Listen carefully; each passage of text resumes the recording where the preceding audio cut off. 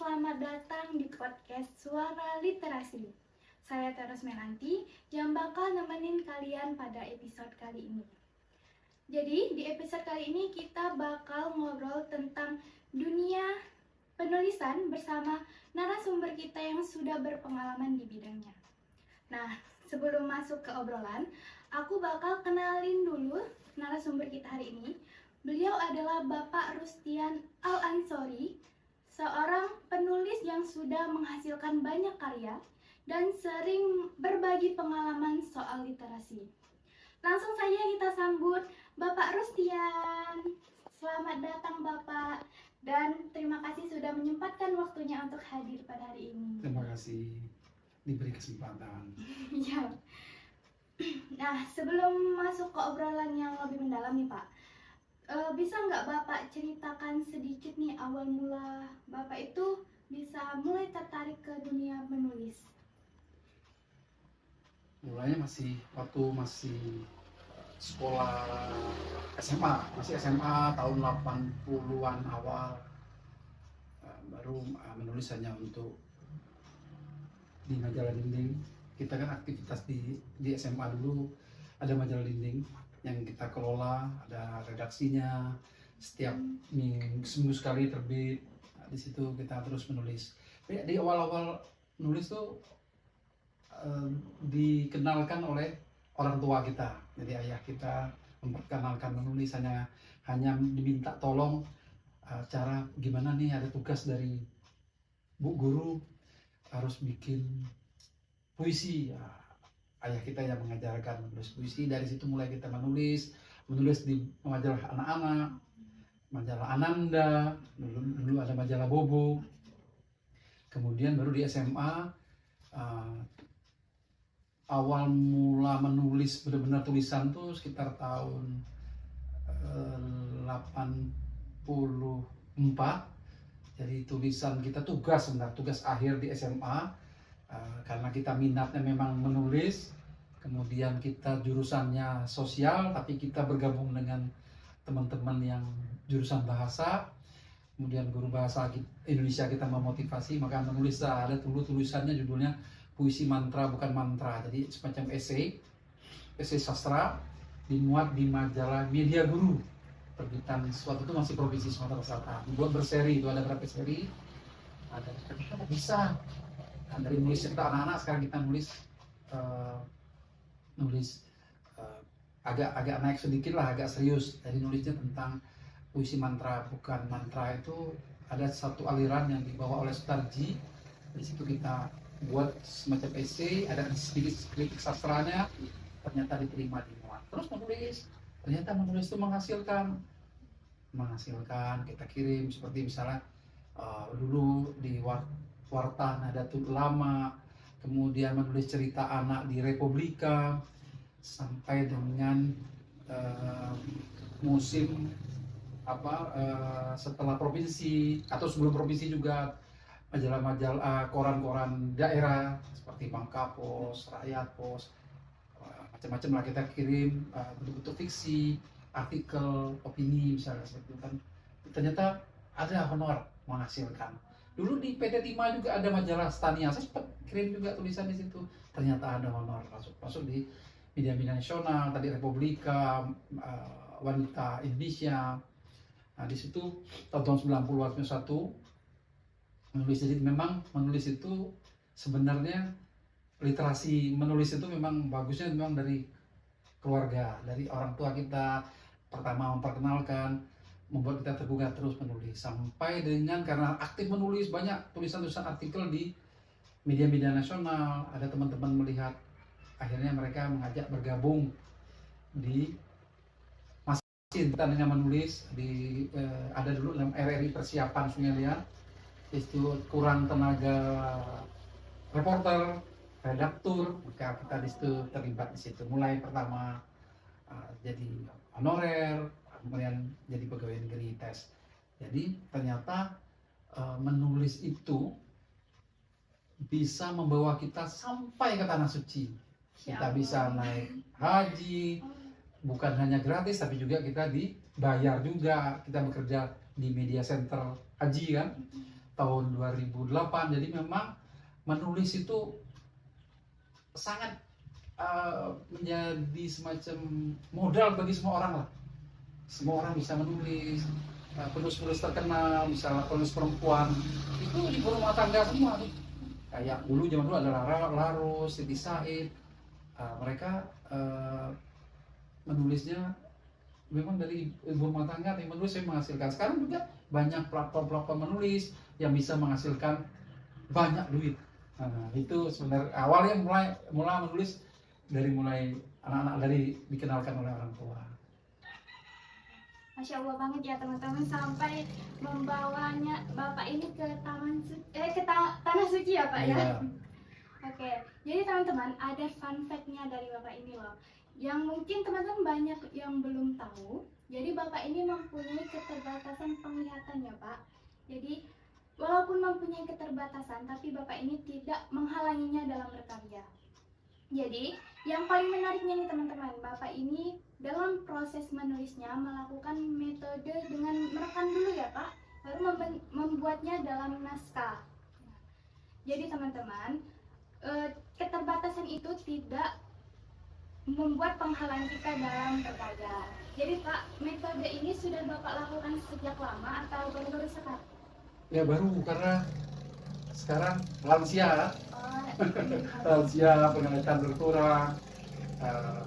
Jadi sebenarnya tidak untuk orang yang terbatasan penglihatan, tapi siapa saja misalnya ada kesibukan kuliah, kesibukan bekerja, bisa dilakukan itu. Terutama ketika punya ide-ide yang harus cepat disampaikan, ngomong aja. Nanti kan tag keluar, nanti baru diedit.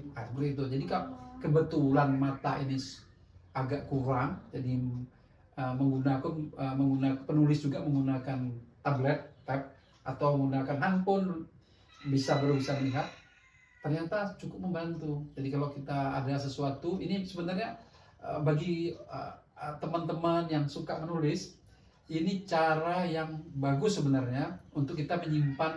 Tiba-tiba ada ide nih, lagi habis mandi, ada ide, daripada kita terlambat untuk sambil ngomong, kan itu hidup terus tuh, sambil bekecak atau bangkaan, bombing up terus ngomong aja.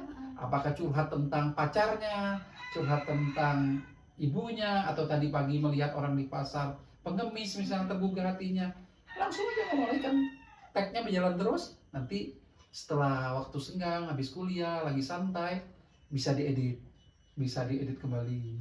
Maka kan jadi tulisan dan cepat itu. Jadi cepat prosesnya, kita tidak menunggu ide lagi untuk datang lagi. Ide itu tidak datang 2 kali, jadi satu hal ada, langsung aja nulis. Jadi setiap ada ide ya kita menulis. Terutama kalau nulis seperti nulis novel, itu kan butuh kekuatan mata, kekuatan tenaga, kekuatan pikiran, karena waktunya panjang. Kita harus menyelesaikan sebuah novel, harus selesai bab per bab, puluhan bab, minimal kadang-kadang 1000 kata satu bab. Kita punya target, memang semuanya harus pakai target, harus pakai planning. Kalau manajemen kan planning, kalau di broadcast itu ada forecasting, ramalan, macam-macam lah pokoknya. Itu bagian dari perencanaan. Planning kan sama dengan niat kan. Nanti kalau tulis ya niat, nulis nih. Jadi salah satu cara untuk kita bagaimana tetap konsisten menulis. Jadi nggak nunggu jarinya keseliu, tetap pakai mulut aja bisa. Kalau keseliu ada kemampuan waktu yang sangat kadang-kadang tertunda, sakit ini, tapi bisa kita lakukan dengan memanfaatkan teknologi. Tapi pasti tetap karya kita, original, dengan pikiran kita, ide kita. Jadi lebih efektif ya Pak dengan metode seperti ini. Iya. Nih Pak, jadi dalam Bapak menulis itu tantangan yang sering sekali Bapak hadapi itu apa aja Pak? Apa istilahnya, kehilangan mood ide. Oh iya. Harus rekreasi, tapi sekarang tidak juga lah. Pagi-pagi kita sudah keluar rumah, kita melihat, pergi ke masjid, kelihatan di jalan, di masjid juga dapat ide. Kadang-kadang kita buka media sosial, baik ide di situ, di luar kita melihat, itu ada kasus hukum, kita bisa menulis tentang hukum. Ini ada kasus apa, kasus misalnya kerusakan alam, nah, itu pasti itu bisa melahirkan ide-ide. Kita mau nulis artikel, nulis cerpen, nulis puisi, pokoknya atau fiksi ataukah non fiksi bisa kita buat. Jadi ide itu bisa lahir di kapan saja. Jadi kita tidak mesti mentok, wah tidak ada ide nih, tapi kita harus berusaha mencari terus. Kadang-kadang membaca itu yang penting. Jadi kalau kita sering baca kan e-book ada kan. Kalau baca buku-buku seperti ini kan kadang-kadang malas anak sekarang kan baca e-book atau apa kayak gini agak susah kan. Seperti ini kan bisa apa sih, pokoknya membaca tuh paling penting itu. Dengan membaca perbenaran kata kita banyak, kita tidak kehilangan momentum lah untuk terus menulis. Jadi itu juga salah satu Bapak menjaga produktivitas dan mood Bapak ya Pak dalam menulis itu. Nah. Jadi dalam selama Bapak menulis ini, apa sih Pak buku yang paling berkesan Bapak tulis? Banyak sih buku. Sekarang ada berapa ya? Berapa puluhan ya? Ada 50-an. Mungkin yang agak berat nih yang novel. Ini novel nih. Novel ini kan agak berat nih. Ini berkesan nih. Ini tentang Gaza dan si Lidah. Ini novel anak, fiksi anak, genre fantasi. Jadi bagaimana seorang anak Indonesia berhayal bagaimana bisa menaklukkan Israel. Gitu kira-kira. Maka bertemanlah dengan si Lidah. Gara-gara dia pinjam bukunya ajaib, keluar si Lidah. Jadi bawa ke Gaza. Jadi kalau Israel melawan, ya langsung disumpah si Lidah jadi batu itu semua tentara Israel. Jadi ini fiksi fantasi, jadi mimpi si anak Indonesia atau namanya Hakim. Nah, ini mungkin yang paling berkesan ya, tentang Gaza dan si Lidah. Yang terbitnya di penerbit di Salatiga. Udah tuh ada lagi nih. Ini cerita tentang ada dua nih. Ini anak-anak, ini novel cerita ini Cirebon, terbit Cirebon tentang lelaki di Selasar Masjid. Cerita lelaki ini. Jadi sini orang yang pergi ke masjid setiap hari. Kemudian dia punya dia tidak hanya pergi ibadah, tapi bagaimana membangun masjid itu sebagai tempat literasi, tempat ada perpustakaan. Dia mengajar anak-anak di situ, tapi dia juga harus mengalami hal yang tragis lah, bukan tragis lah, dapat musibah, teman akrabnya di situ juga harus meninggal. Ini situ dia ketemu dia orang pensiunan ke masjid, dia melihat di situ berbagai macam orang datang, ada yang datang rajin ke masjid setelah tua bertobat, ada yang bekas koruptor, ada yang baru selesai di penjara, macam-macam lagi di dalam buku lelaki di Selasar. Ini mungkin dua saja nih cerita anak nih, cerita dewasa. Tapi banyak cerita yang lain, banyak diilhami dari kehidupan sehari-hari. Sebagai ini makan sumpah ini tentang pejabat yang tidak mematuhi sumpahnya, tidak mentaati sumpahnya. Udah disumpah jadi pejabat masih tetap korupsi kan? Cerita. Jadi Bapak ini menulis itu terinspirasi dari pengalaman pribadi apa dari lingkungan sekitar juga ya Pak? Iya pasti, ngobrol-ngobrol kayak gini, itu bisa timbul ide, timbul ide cerita. Iya. Tapi tidak mesti kita ceritanya cerita yang kita bisa kita bikin. Misalnya, ketemu mbak-mbaknya wajahnya seperti ini, wajah ini harus tokohnya seperti ini. Cerita bisa diolah. Kadang-kadang orang punya rasa marah, kan tidak mesti membunuh kan masuk penjara. Bunuh aja dalam tulisan, kan nggak masuk penjara. Misal si Anu misalnya, dia buat sesuatu, seorang anak dibully, yang dibully itu menulis kan.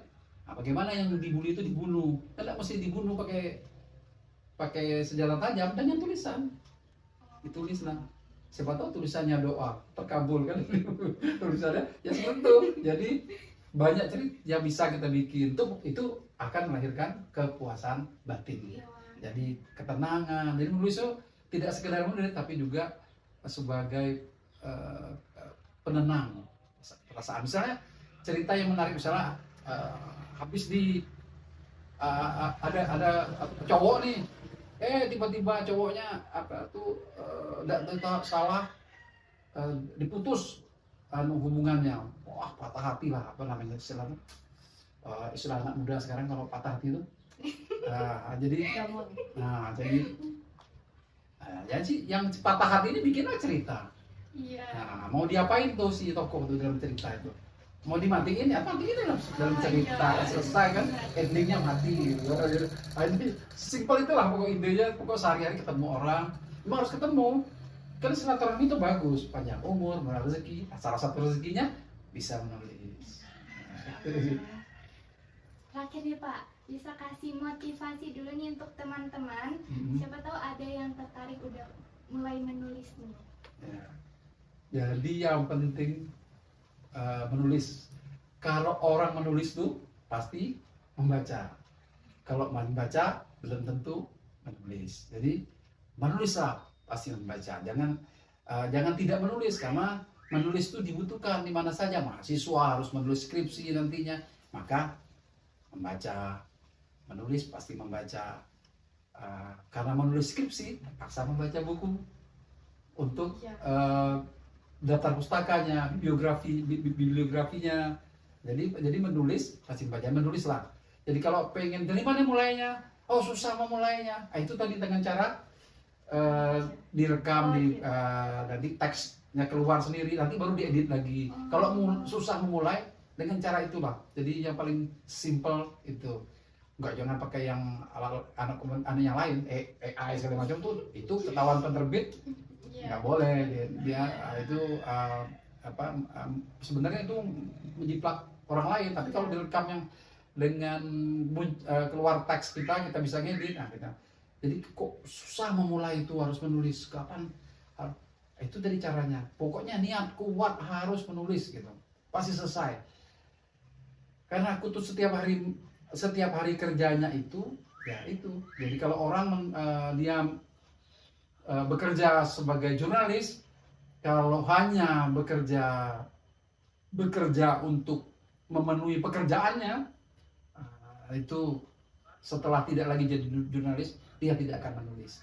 Maka kalau dia terus menulis, contohnya seperti ini, misalnya waktu itu tugas di Mekah, itu dapat di daerah kerja Mekah, tiap hari buat di media center bikin tulisan untuk RRI, kemudian untuk laporannya untuk websitenya Depak, Kementerian Agama, kemudian sempat ngirim ke daerah, ke Bangka Pos, dimuat di malahan di halaman muka, di headline-nya tentang surat dari Mekah, gitu kan. Jadi karena ada kesempatan kita harus menulis saja. Kita menulis tidak hanya bekerja di pekerjaan. Kalau di radio kan suara, kalau kita membantu web kan teks, ada teksnya di surat media massa, ada teksnya. Jadi menulis lah. Jadi tidak kita patok dengan satu pekerjaan, misalnya menjadi presenter, misalnya menjadi bekerja di televisi, tidak hanya dengan kata-kata, dengan ucapan, tapi menulislah tiap hari. Termasuk jadi apapun. Bila perlu kalau ada tukang sapu yang suka menulis, ya menulis dia. Jadi pengalaman dia menyapu, jadi menulis. Jadi aku punya pengalaman dulu kerja di perpustakaan, sempat bekerja di perpustakaan sekitar 2 tahun, 3 tahun lah. Nah, di situ kan bisa. Orang yang tidak pernah menulis, bisa menulis dan terbit buku. Dengan waktu yang singkat. Jadi menulislah tentang dirimu, maka kamu akan bisa menyelesaikan tulisan. Gitu. Baik teman-teman, terima kasih Bapak sudah Sama-sama. menyempatkan waktunya untuk hadir hari ini dan cerita-cerita yang inspiratifnya. Semoga Bapak selalu sehat. Amin. Dan terus menghasilkan karya-karya yang bermanfaat. Amin. Dan untuk teman-teman podcast Suara Literasi, terima kasih sudah menyaksikan podcast kami hari ini. Sampai jumpa di episode selanjutnya. Wassalamualaikum warahmatullahi wabarakatuh. Waalaikumsalam.